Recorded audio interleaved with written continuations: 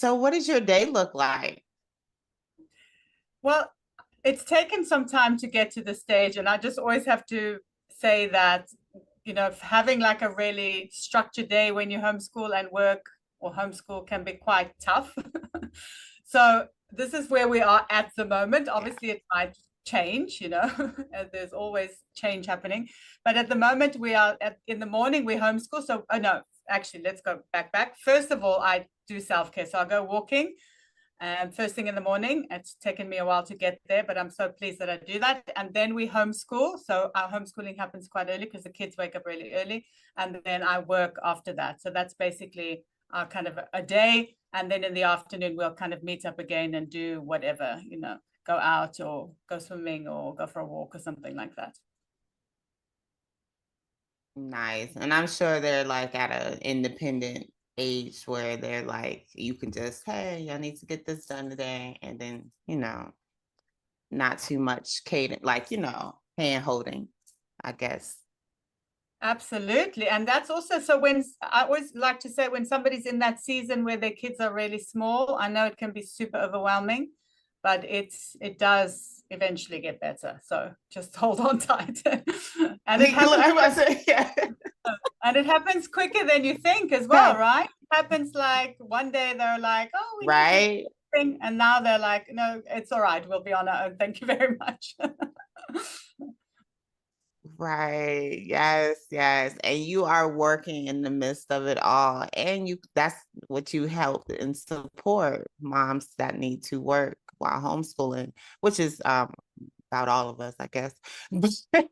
um, how do you manage that day? How do you I hear you say, I do the self-care, then we do homeschool, then I go to work. Um, how did you know that you could find your groove in this? Well, like I said, it took some time, absolutely. And I think that's what intimidates women who are working, who want to homeschool, is they're like, how are we even going to make this work? And I mean, you, I think it's so important to be really open to tweaking and testing and to figuring out what works. So at the beginning, like I said, it was messy. It was messy. The house was a mess. I was a mess. The kids were a mess. Everything was a mess. So, but we kind of finally made our way through that, thankfully, because it was quite overwhelming. But I mean, I always had to work, and homeschooling was kind of a non-negotiable. So I guess if homeschooling is a priority for you, if it's really important to you, then you do figure it out. But it takes time. It takes Mhm. time to do that.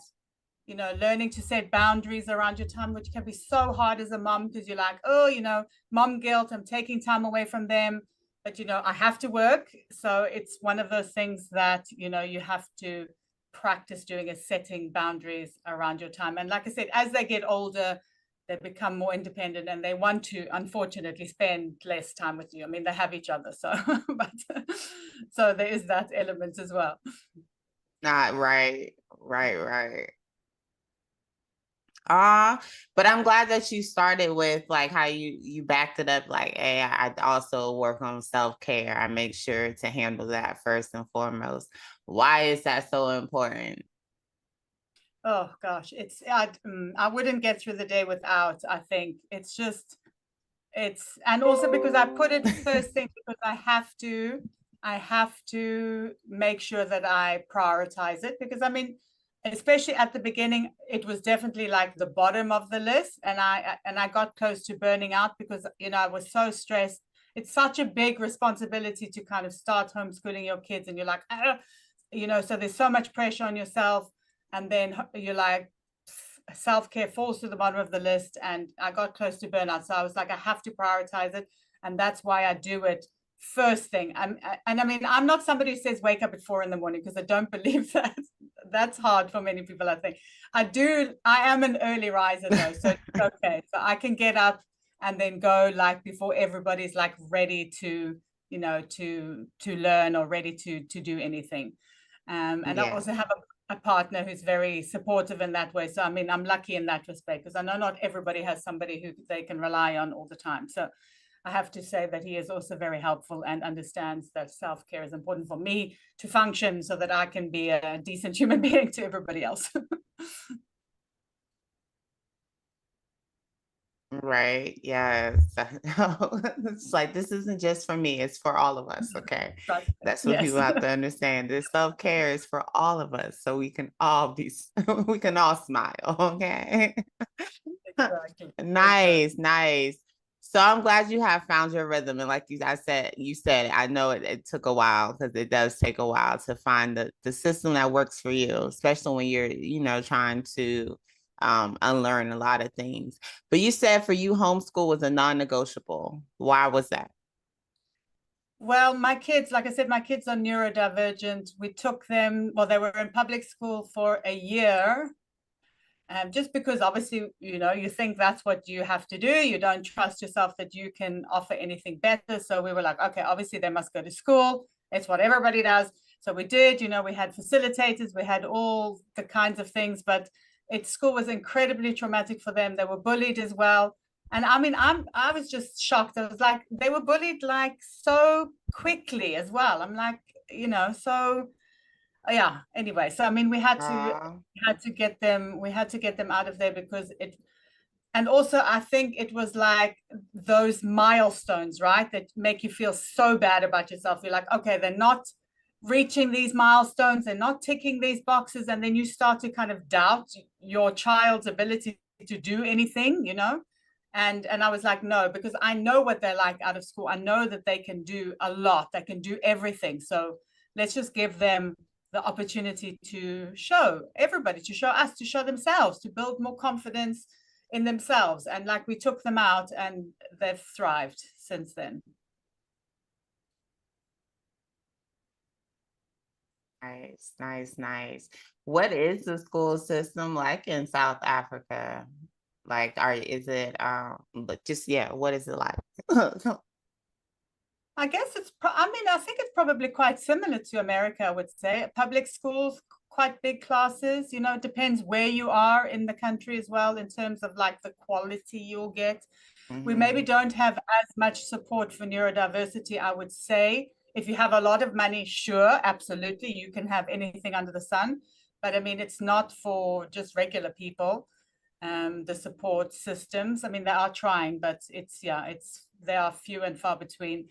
So yeah, I guess that's it. So they tried. I mean, they want to promote inclusive education, but the systems are not in place to make that happen. So yeah, that's why a lot of people homeschool, and a lot of people, especially with neurodivergent kids, realize that it is actually an option, even though it can be scary when you start up, because you do feel like it's a massive responsibility, obviously. Gotcha, gotcha. And could you go over and because I have heard someone else do this too, but because neurodivergency and neurodivergent in general, that word is still kind of fresh and new. Could you go over what that means and what that looks like for your twins? Sure, absolutely. So I suppose neurodiversity is maybe a better term, to be honest, because neurodivergent, I guess, is showing that they are different from what's neurotypical. So I guess neurodiversity is all kinds of brain functioning, I guess. So it could be autism, could be ADHD, it could be a myriad of those kind of, I don't want to say disorders, but like ways that brains function in a different way. That's Okay. neurodiversity. Yeah. So Gotcha, special needs, I gotcha. guess, was the word that people used to use before, special needs. But then again, that's also kind of showing that it's not the norm, you know what I mean? Where I think we need to accept that Yes. different ways that we all function, that all our brains are different. Yes, yes. Some kind of accommodations have to be met for all of us. And yeah. So okay, that puts it in layman's terms though when you say that it kind of replaced special needs. And I just Hmm. had a young lady up here and we were talking about the words special needs and disability and disorder, and just the negative connotation that's associated with those words. And so I guess neurodivergency or diversity Hmm. um definitely I guess lightens it, right? It's a little Yeah, different. more inclusive, isn't it? I mean, that's the thing. You're not excluding somebody. They are not something because they are not neurotypical, I guess. Because that's what, I mean, I suppose that's what it was, special needs. I think now they say additional needs, I guess, which could maybe also be a sort of an okay term, maybe additional needs, or especially You in, have when it comes to, additional needs. yeah. Yeah. Mm. Yeah. Okay. Okay. All righty. All righty. Okay. So working homeschool moms, the what's your website? Let's start there. What's your website? Okay. So mylittlehomeschool.com. Everything is there, easy peasy. You can find my What are, podcast, everything else there. yes. Okay. Podcast. What other services do you offer? You do the consultation, you have the podcast. I know you have, well, the podcast on YouTube. What else do you have? And then I have a membership on Patreon as well, which is kind of exclusive content, which I don't put anywhere else. There's a membership there. And then also Instagram. I guess I'm quite active on Instagram too, Charlotte Jones 24/7. Nice, nice. What led you to this work? What led you to say, I want to support working homeschool moms? I feel like they need that. Well, when I started homeschooling, I obviously went down, do you say went down a rabbit hole? Yes. I can't remember the expression. Went down a rabbit hole to find the stuff, right? Pinterest, Instagram. I was like, okay, I'm thinking about homeschooling. Let me go see what's out there. And everything I saw there did not look like how I thought my homeschool would be, because, it was lots of time outside, beautiful lessons and things like that. I was like, how am I going to find the time to do that? And then I realized it's that because most of those women are not like working like part or full-time jobs. Okay, obviously they're homeschooling, which is a huge job, but they don't have that additional thing of working as well. So I was like, that's why I feel so bad about myself, because I'm not seeing the women who are like me. So I thought, like, when people are starting out, homeschooling as a working mom looks very different, I think. And I just want to show people that is, it's okay. It can look very different. It doesn't have to look like what the typical homeschool looks like now, because it's not the case for many women. Many